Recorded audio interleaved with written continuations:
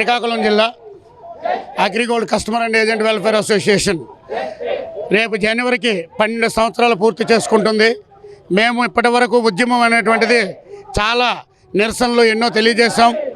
ఇప్పుడున్న ప్రభుత్వమే ఆ రోజు అగ్రిగోల్డ్ కంపెనీ మూతపడినప్పుడు ఉన్నటువంటి ప్రభుత్వమే ఆ రోజు హామీలు ఇచ్చారు, జీవోలు పాస్ చేశారు, కానీ అమౌంట్స్ ఇవ్వలేదు.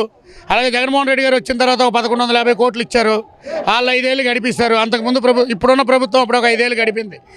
ఈ ప్రభుత్వం మరల వచ్చి కూడా 18 నెలలు అవుతున్నా మేనిఫెస్టోలో కూడా పెట్టి అది పక్కదోవను పెట్టారు. ఇప్పటికైనా ఈ ప్రభుత్వం కళ్ళు తెరిచి అగ్రిగోల్డ్ బాధితులకు తక్షణమే న్యాయం చేయాలి. చెయ్యకపోతే మరో ఆమరణ నిరాహార దీక్ష కూర్చోవడానికి కూడా వెనుకాడేది లేదని చెప్పి ఈ ప్రభుత్వానికి తెలియజేస్తున్నాం.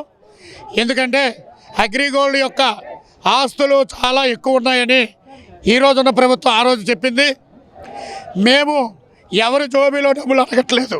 ముఖ్యంగా ఏదైతే అగ్రిగోల్డ్కి ఆస్తులు ఉన్నాయో ఆస్తులనే అమ్మిపెట్టే బాధ్యత తీసుకొని ప్రజలకు న్యాయం చేసి ఇంకో ఆత్మహత్య జరగకుండా ఆపాల్సిన అవసరం ఈ ప్రభుత్వానికి ఉందని చెప్పి హెచ్చరిస్తున్నాం.